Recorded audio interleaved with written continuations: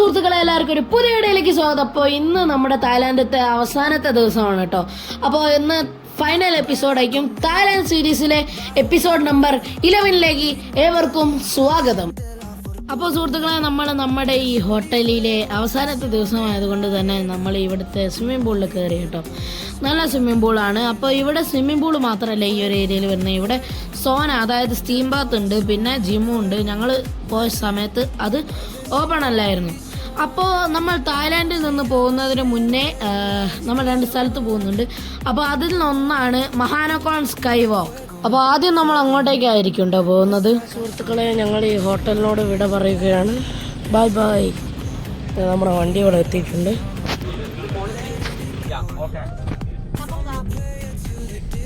Okay guys, നമ്മൾ ആദ്യം മഹാനക്കോൺ sky വാക്കിലാണ് പോകുന്നത്.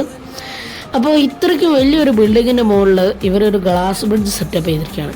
അപ്പോൾ അതിൻ്റെ ചെക്കൗട്ട് ഏരിയയിൽ തന്നെ നമുക്ക് ഇതേപോലുള്ള വലിയ സ്റ്റാച്യൂസ് വെച്ചിട്ടുണ്ട്. അപ്പോൾ ഇതിനൊക്കെ നല്ല വില ഉണ്ട് കേട്ടോ. അപ്പോൾ ഇവരിത് സെല്ല് ചെയ്യാനും വിൽക്കുന്നുണ്ട്.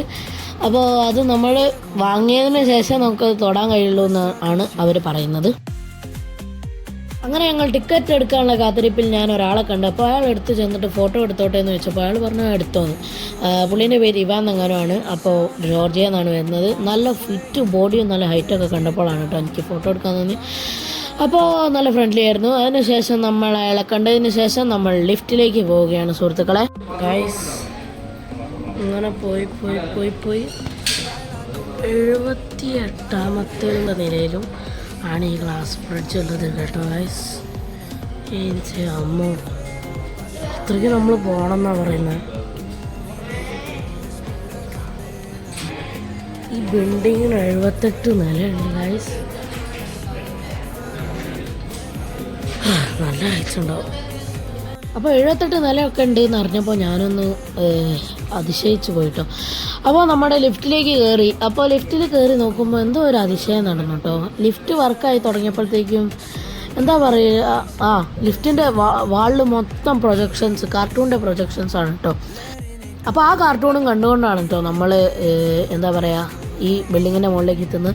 ഏകദേശം 480 km/h ആണ് ഈ സ്പീഡിലാണ് ഈ ലിഫ്റ്റ് പോകുന്നത്. അപ്പം ഈ കാർട്ടൂണും കണ്ടിട്ട് ആ ഒരു സ്പീഡ് അറിയുന്നില്ല കേട്ടോ. സാധാ ലിഫ്റ്റ് പോകുന്ന പോലെയാണ് തോന്നുക. പക്ഷേ എത്രയ്ക്ക് സ്പീഡിൽ പോകുന്നുണ്ടെന്ന് നമുക്ക് തീരെ ഫീൽ ചെയ്യേയില്ല.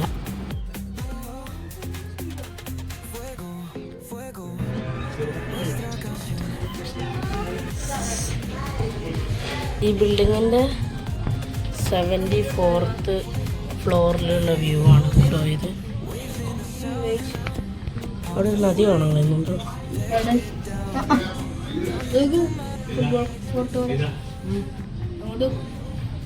അവിടെ ഒരു സ്റ്റേഡിയം ഉണ്ട് ഗൈസ്.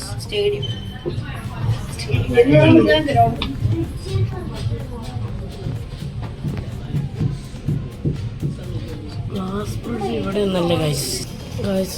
ഗ്ലാസ് ബ്രിഡ്ജ് എന്ന് പറയുന്നത് ഇതൊക്കെ മേലെയാണ്. 78ാമത്തെ നിലയിലാണ്. ഇപ്പം തന്നെ എന്തൊക്കെയോ കണ്ടിട്ടാണ്. അങ്ങനെ സുഹൃത്തുക്കളെ, നമ്മൾ നമ്മുടെ ഗ്ലാസ് ഡെക്കിൻ്റെ അവിടെ എത്തിയിരിക്കുകയാണ്. അപ്പോൾ ഇവിടെ നമുക്ക് ഷൂസ് ഇട്ടിട്ട് കയറാൻ കഴിയില്ല. കാരണം അത് ആ ഗ്ലാസ്സിനെ സ്ക്രാച്ച് ചെയ്യുന്നത് കൊണ്ട് തന്നെ നമുക്കൊരു പ്രത്യേക തരം കവർ അവർ ഷൂസിലിടാൻ തരും. അപ്പോൾ ആ കവർ ഇട്ടിട്ടാണ് കേട്ടോ നമ്മൾ ഈ ഗ്ലാസ് ഡെക്കിൽ നിൽക്കേണ്ടത്. അപ്പോൾ നമ്മൾ ഗ്ലാസ് ഡെക്കിൽ നിന്ന് ആ ഒരു ഏരിയയിൽ നിന്ന് കുറച്ച് ഫോട്ടോസൊക്കെ എടുത്തിട്ടുണ്ട്. അപ്പോൾ അതാണ് ഇപ്പോൾ നിങ്ങൾ കണ്ടുകൊണ്ടിരിക്കുന്നത്.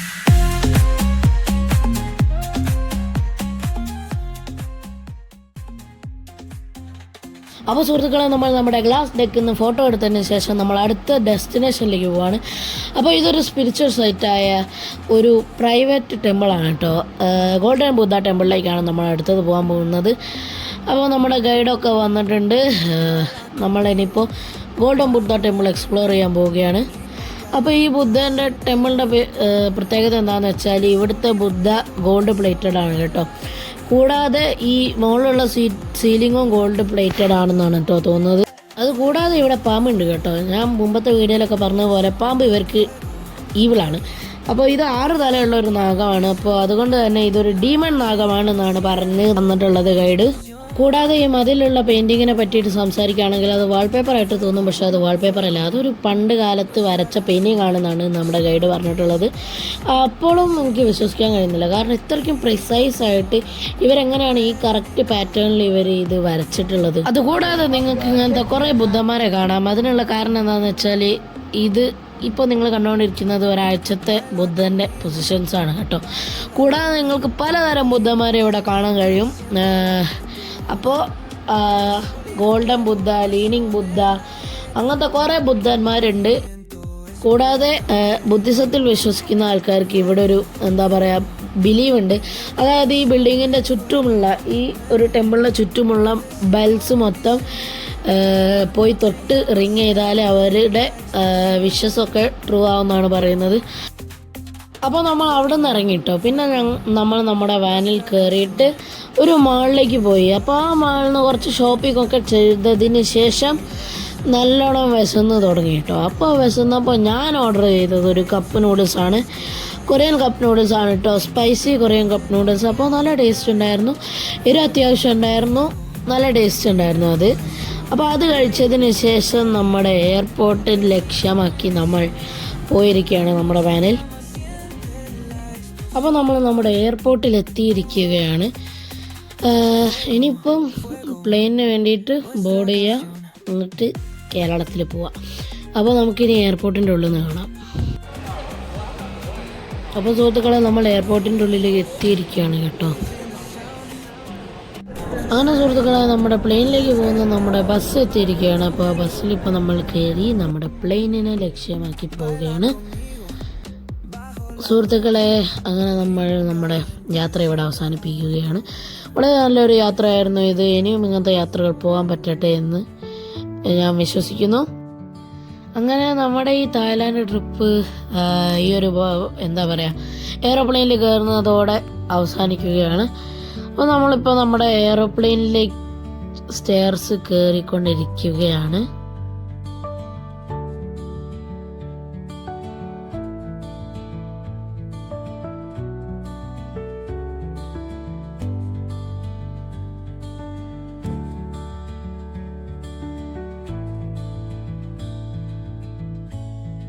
അപ്പോൾ സുഹൃത്തുക്കളെ, നമ്മുടെ പ്ലെയിൻ ഇപ്പോൾ ടേക്ക് ഓഫ് ചെയ്യുകയാണ്.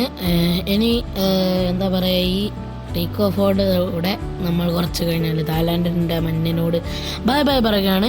ഇനി ബാക്കി ഞാൻ ലാൻഡ് ചെയ്തിട്ട് പറയാം.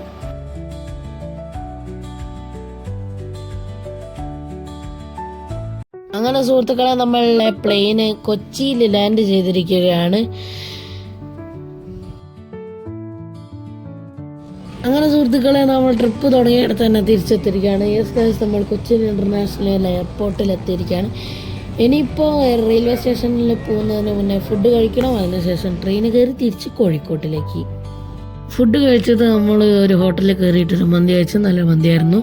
പിന്നെ റെയിൽവേ സ്റ്റേഷനിൽ പോയപ്പോഴാണ് നമ്മൾ ആ വാർത്ത അറിയുന്നത് ട്രെയിൻ 2 മണിക്കൂർ ലേറ്റാണ് സുഹൃത്തുക്കളെ. പിന്നെ ഞാൻ വീഡിയോ ഒന്നും എടുത്തിട്ടില്ല.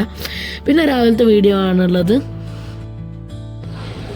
അങ്ങനെ സുഹൃത്തുക്കളെ, നമ്മൾ സേഫായിട്ട് കോഴിക്കോടിൻ്റെ മണ്ണിൽ തിരിച്ചെത്തിയിരിക്കുകയാണ്. ഈ യാത്ര വളരെ നല്ലൊരു യാത്രയായിരുന്നു. അവിടെ പോയി തായ്ലാൻഡിൽ പോയി അടിച്ച് പൊളിച്ച് തിരിച്ച് നമ്മൾ നാട്ടിലെത്തിയിരിക്കുകയാണ്. അങ്ങനെ ഞങ്ങളുടെ തായ്ലാൻഡ് യാത്രയുടെ വിശേഷങ്ങൾ ഇവിടെ കഴിയുകയാണ്. ഇനിയും ഇതുപോലത്തെ യാത്രകൾ പോട്ടെ എന്ന് ഞാൻ വിശ്വസിക്കുന്നു. അപ്പോൾ ഞാൻ ഈ വീഡിയോ ഇവിടെ വെച്ച് വേണ്ടപ്പോഴാണ്, കൂടുതൽ ലെങ്ത് കൂട്ടുന്നില്ല. ഇനിയും ഇങ്ങനത്തെ അടിപൊളി വീഡിയോസുമായിട്ട് ഞാൻ വരുന്നതായിരിക്കും. അതുവരേക്കും stay tune, stay happy. Thank you for watching. Like, share, comment and subscribe ചെയ്യാൻ മറക്കരുത്. ബൈ സുഹൃത്തുക്കളെ, ബൈ.